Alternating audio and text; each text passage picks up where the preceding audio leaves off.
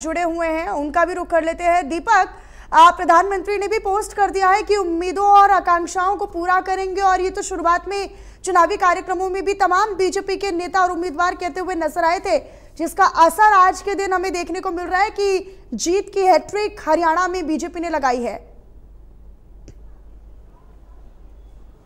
जी बिल्कुल, ये कहीं ना कहीं हर बार चुनाव में एक उदाहरण दिया जाता है कि जो केंद्र में जिसकी सरकार होती है प्रदेश में भी उसी की सरकार बनती है। लेकिन यहाँ अगर हम बात करें तो यही शायद इस बार यहाँ हरियाणा के लोगों ने समझा।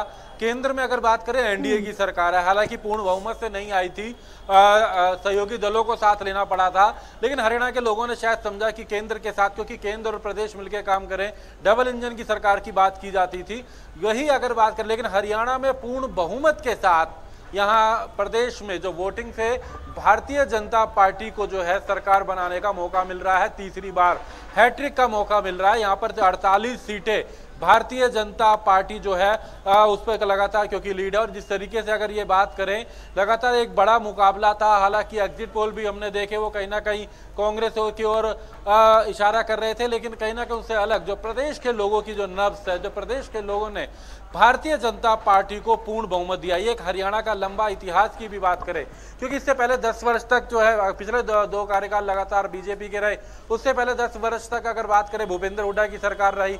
हालांकि भाजपा जो है 10 वर्ष पहले ही हरियाणा में पहली बार अपने दम पर सत्ता में आई थी, और अपने दम में सत्ता में आने के बाद लगातार जिस तरीके से भारतीय जनता पार्टी ने ये तीसरी हैट्रिक करी है, पहली बार अकेले बहुमत से, दूसरी बार कुछ कमी रह गई सीटों की, उसके साथ उनको जेजेपी का समर्थन लेना पड़ा, लेकिन इस बार खुलकर लोगों ने एक बार फिर भारतीय जनता पार्टी को अपना वोट किया।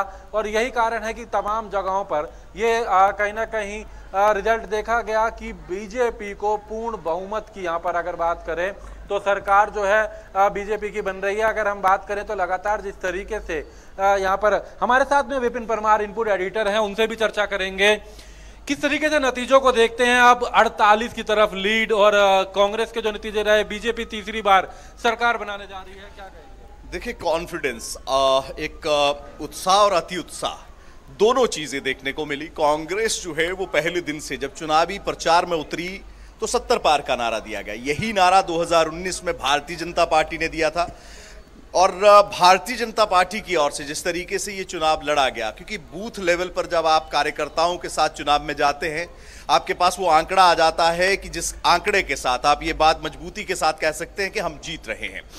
कांग्रेस जो है वो पहले दिन से ही हवा नैरेटिव के साथ जा रही थी। कांग्रेस का ये कहना था कि हम जीते पड़े हैं, कई मुद्दे एंटी इनकम्बेंसी का जिक्र किया गया, लेकिन तमाम चीजों को दरकिनार करके मैं लगातार, दीपक जी, एक बात बोलता हूं कि लोकतंत्र में सबसे सर्वोपरि जनता होती है, और जनता जिसके नाम पर मुहर लगाती है, यानी कि जनता जिसे सरताज चुनती है, उसको कोई नहीं रोक सकता। और अब वही परिस्थितियां देखने को मिली हैं कि कांग्रेस जो कि लगातार 70 पार 60 पार, जिस तरीके के शुरुआती रुझान भी आए, हम भी लगातार डिस्कस कर रहे थे कि जो एग्जिट पोल्स है या रुझान है वो इसी तरफ इंडिकेट कर रहे हैं, लेकिन जैसे जैसे दिन ढलता गया, वो जो पहाड़ ऊंचे उठे थे वो धीरे धीरे नीचे आते गए, यानी कि वो आंकड़ा सिमट कर वही 35-36 के आसपास आकर रुकता नजर आ रहा है।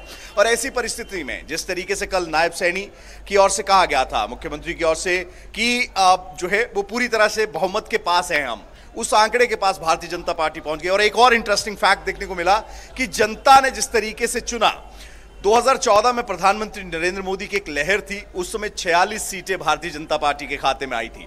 आज 49, यानी कि उससे भी ज्यादा, यानी कि एंटी इनकम्बेंसी के बाहर जाकर जनता की ओर से उन कैंडिडेट्स पर विश्वास जताया गया, क्योंकि विधानसभा और लोकसभा का चुनाव टोटली डिफरेंट होता है। लोकसभा में आपने देखा दोनों पार्टियां जो है 5-5 पर आकर रुकी, यानी कि बराबरी की टक्कर थी। उसके बाद एक नैरेटिव बना कि नहीं, माहौल कांग्रेस के पक्ष में है। लगातार कांग्रेस पार्टी के नेता ये कहते नजर आए कि नहीं, हम 70 पार का आंकड़ा जो है वो हासिल करके रहेंगे।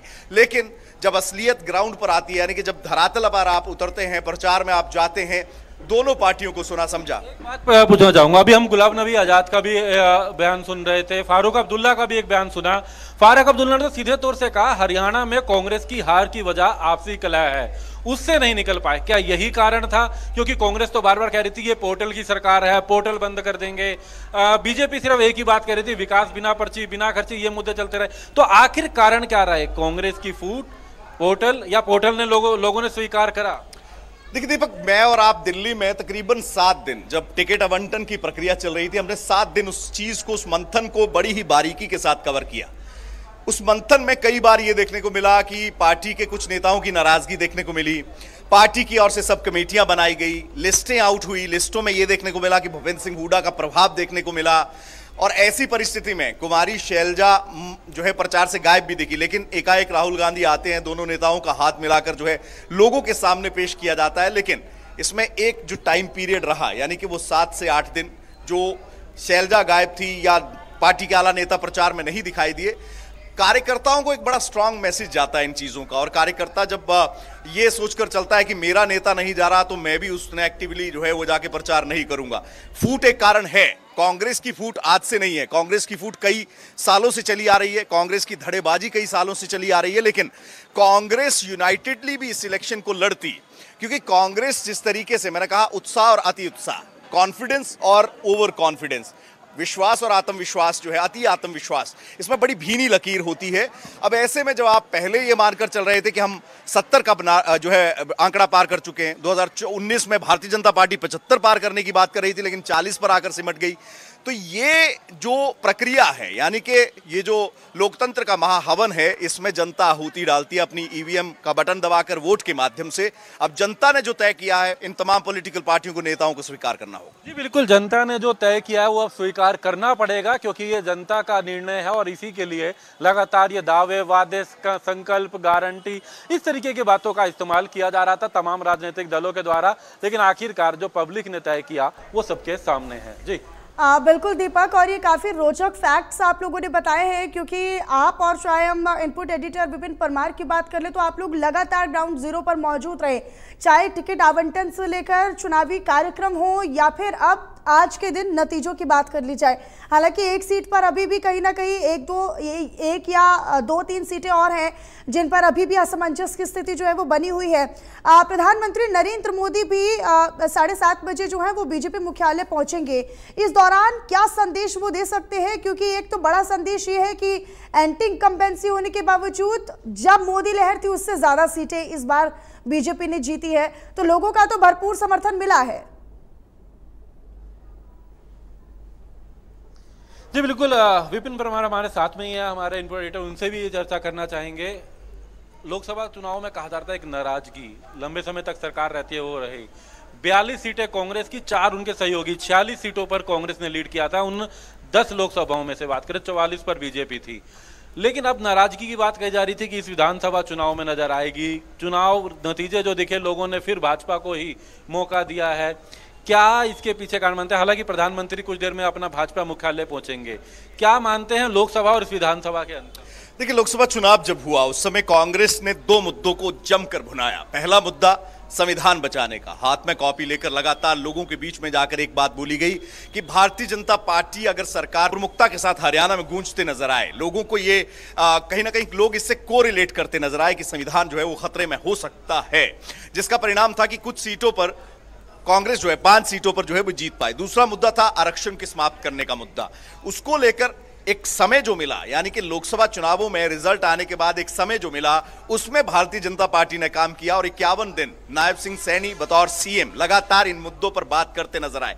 तीसरा बड़ा मुद्दा हिमाचल की जो घोषणाएं थी, उन घोषणाओं को लगातार जनता के बीच में रखने का काम किया गया कि हिमाचल में भी इसी तरह के वायदे जो है वो कांग्रेस की ओर से किए गए थे, लेकिन इंप्लीमेंटेशन धरातल पर उतारने के नाम पर जो है वो कुछ नहीं किया गया। अब ऐसी परिस्थिति में कई फैक्टर्स हैं दीपक, क्योंकि जब आप फैक्टर्स को गिनने में आएंगे तो लाजमी सी बात है आत्म मंथन, आत्मचिंतन कांग्रेस पार्टी की भी ओर से किया जाएगा, क्योंकि कांग्रेस पार्टी ये सोच रही थी कि उनकी जीत सुनिश्चित हो चुकी है, वो सरकार बनाने जा रहे हैं। एक समय ये आ गया, खबरें ये तक आई कि मीटिंग के लिए दिल्ली तक नेता जो है उनको बुलाने की तैयारी हो रही है कि कौन चेहरा होगा, पार्टी आला कमान डिस्कस करेगी। लेकिन दिन ढलते ढलते परिस्थितियां पूरी तरह से तब्दील हो गई। एक बार फिर से गेंद जो है भारतीय जनता पार्टी, यानी कि तीसरी बार भारतीय जनता पार्टी की सरकार जो है वो प्रदेश में बनने जा रही है। और लाजमी सी बात है, नायब सिंह सैनी की ओर से लगातार एक बात बोली गई कि मेरे 51 दिन का कार्यकाल उठाकर देखिए, वो 10 साल पर भारी पड़ेगा।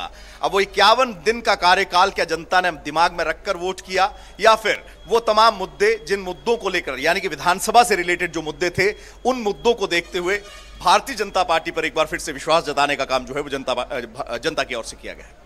जी बिल्कुल, इससे तमाम बातें रखी और खासकर अब बात करें, इसमें कोई दो राय नहीं, अब चिंतन का समय है और चिंतन कांग्रेस पार्टी को भी करना है।